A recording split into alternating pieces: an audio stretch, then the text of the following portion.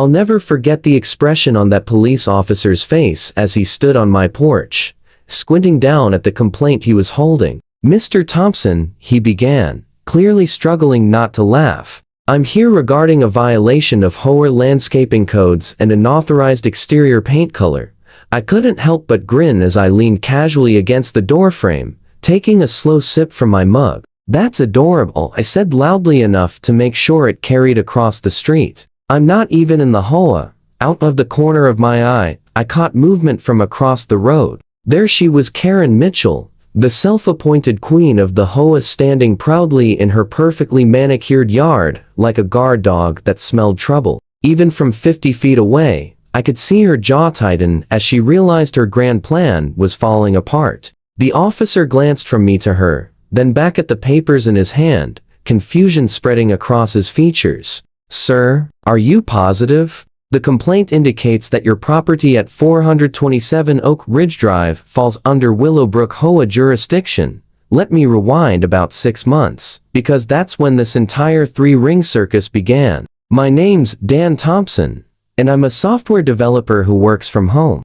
After years of cramped apartment life, I finally managed to save enough to buy my own house. I found this charming 2-story place with a spacious yard perfect for the vegetable garden I always dreamed about. The neighborhood was quiet, clean, lined with trees, and full of friendly neighbors. Well, mostly friendly, as I'd come to learn. The crucial detail about my home purchase was its position. My house sat just outside the official boundary lines of Willowbrook HOA. I made absolutely sure of that before signing anything. My real estate agent showed me maps, documents, boundary sheets, everything. I loved the house and appreciated the area. Buta had zero desire to pay so someone could dictate what color my shutters could be. The previous owners even warned me about Karen Mitchell, the HOA president, who lived directly across the street. "She's particular," they said carefully. I met Karen on moving day. She marched over as I unloaded boxes,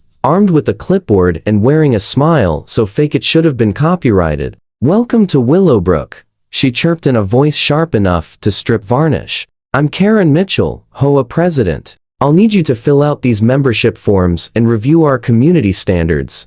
I set the box down and wiped my hands on my jeans. "Thanks for the greeting, but I'm not in the HOA. This house isn't part of Willowbrook."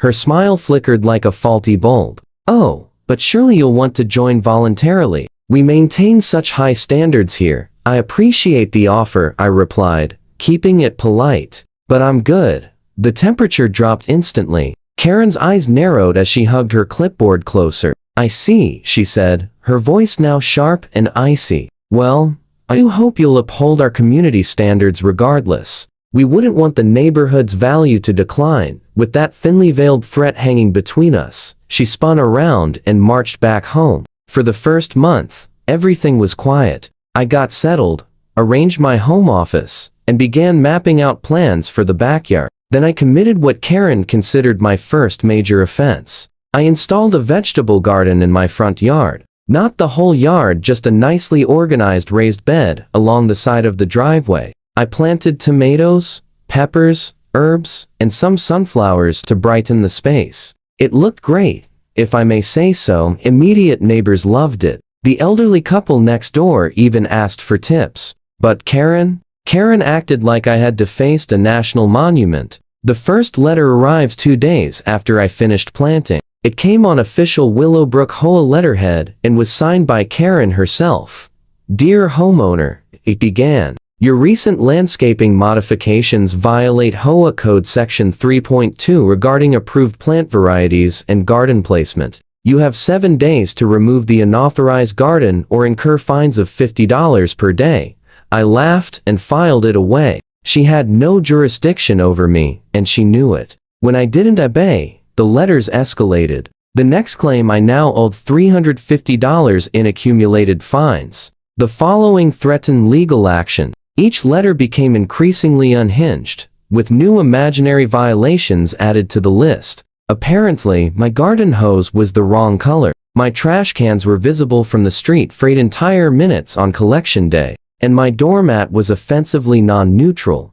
Then came the big one. I painted my shutters. They had been boring beige when I moved in, and I wanted something with character. I chose a deep forest green that complemented the cream siding beautifully. I spent the weekend painting each shutter carefully, making sure they looked professionally done. My neighbor Tom even helped me with the second-story windows. "Looks sharp," he said, stepping back to admire the result. "Really makes the place pop." Karen's reaction was fast and dramatic. This time, she didn't just mail a letter. She stood in my driveway while I was at the hardware store, taking photos like she was documenting a crime scene. My security camera caught everything: her measuring tape, her color swatches, her scowl. The letter that followed was a masterpiece of bureaucratic nonsense. According to her, my shutters violated codes I was positive she invented on the spot. Forest Glen Green wasn't on the HOA's approved color list, which apparently consisted entirely of various soul-crushing shades of beige and gray, but letters weren't enough anymore. Karen ramped things up by calling in authorities. First came code enforcement. A weary inspector showed up one Tuesday morning with a clipboard. "We got a complaint about unpermitted modifications," he said apologetically. I showed him my permits for the garden beds and explained my home wasn't in the HOA. He nodded, scribbled a few notes, and left. "Sorry to waste your time," he said. "We get these calls occasionally." Next, she decided to report my solar panels to the city. I had installed them on my south-facing roof to cut down on energy costs. As always, I had all the proper permits, and everything was installed strictly according to code. The city inspector who came out actually complimented the setup. "Nice system," he said with a grin. "Wish more folks would switch to solar." Karen watched from her window as he gave me a thumbs up and drove off, clearly annoyed that she didn't get the result she wanted. The police visits began after I put up a small shed in my backyard. Nothing extravagant, just a simple structure to hold my tools and lawnmower. Officer Martinez was the first to show up, looking uncomfortable. "Sir, we got a report about an illegal structure and possible drug activity." I almost spit out my coffee. "Drug activity? It's a garden shed." He glanced at the shed, then at Karen's house. "Yeah, we figured as much. But we have to answer the call. Mind if I take a quick look?" I showed him the shed, stocked with rakes, potting soil, and a very suspicious-looking lawnmower. That was the moment I decided I'd had enough. I began documenting everything. Every letter was filed. Every interaction was written down in a journal. I added more security cameras until my entire property was covered. I even filed Freedom of Information requests with the city and the police department to obtain every complaint Karen had made against me. What I found left me stunned. Karen hadn't just been making false complaints. She had been telling officials that my house was HOA property and claiming she had the authority to enforce regulations on it. She'd submitted fabricated documents showing the HOA boundaries had been extended to include my property. She even forged what looked like board meeting minutes that supposedly authorized fines against me. The degree of deception was unbelievable. I brought the fat evidence folder to my friend Sarah, who happened to be a lawyer. She flipped through the pages with widening eyes. "Dan, this is harassment, deliberate false reporting, and possibly fraud," she said firmly. "You need to shut this down, and you need to shut it down hard." Together, we drafted a cease and desist letter that spelled everything out clearly. My property was not and never had been part of the Willowbrook HOA. Karen had zero authority over my home, and any further harassment would result in immediate legal action.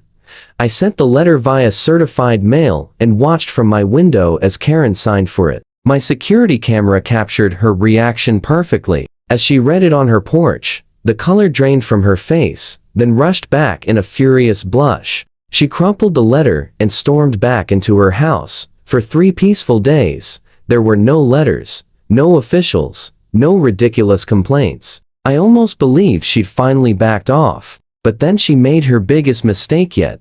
Karen called an emergency HOA board meeting to convince them to support what she called expanded enforcement to protect property values.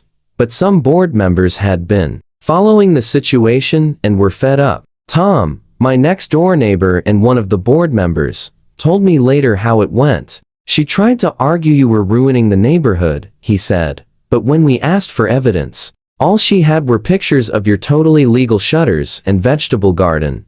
The board asked for the documents, claiming my house was within HOA boundaries. Karen stuttered and insisted she'd submitted everything to the HOA management company. But when they called during the meeting, the management company confirmed they had zero records listing my address. The board members exchanged looks of pure disbelief. One member, Janet, who also happened to be a lawyer, asked Karen point blank if she had been taking action without board approval. The room reportedly went silent. That was my moment to strike.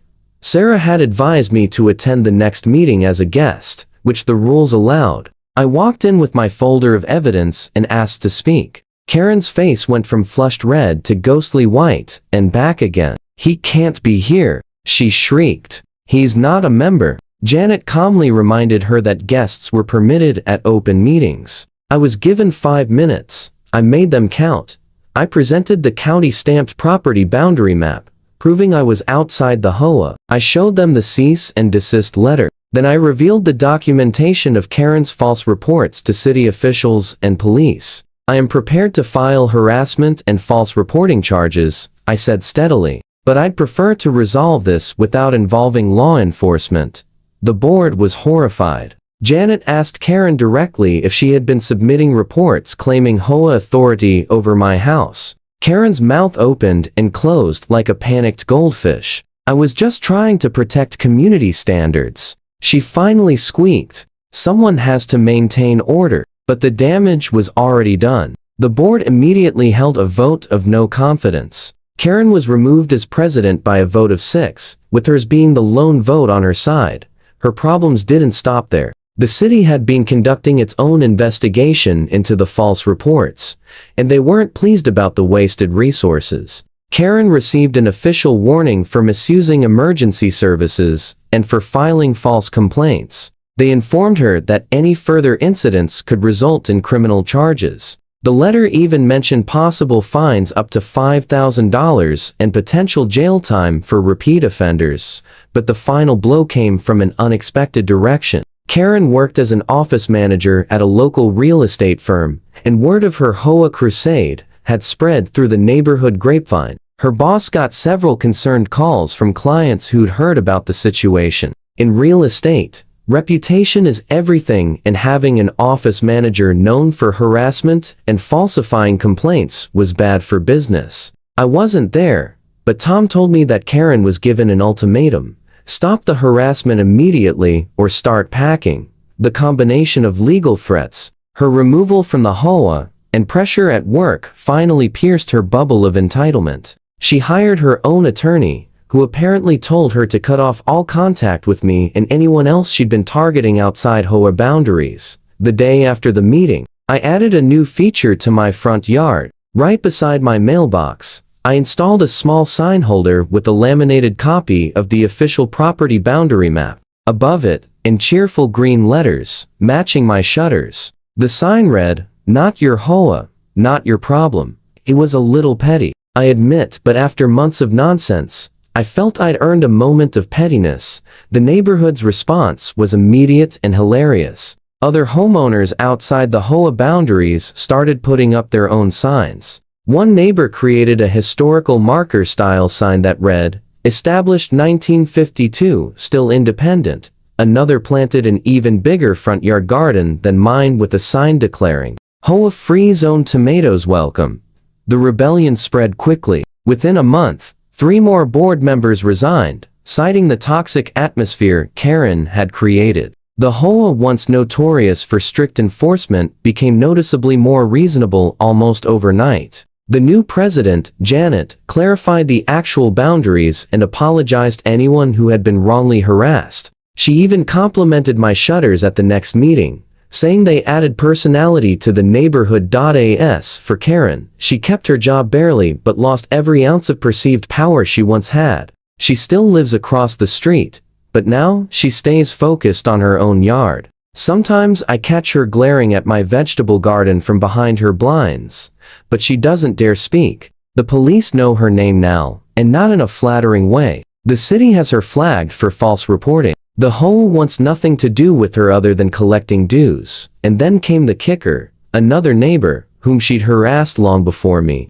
filed a civil lawsuit for emotional distress and legal costs about $20,000. Turns out, I wasn't her first victim, just the first one who fought back with documentation. At the settlement hearing last week, the judge ordered Karen to pay $15,000 in damages and fees. Her face crumpled as the amount was read aloud, and she actually began sobbing in court, insisting she was only trying to protect property values.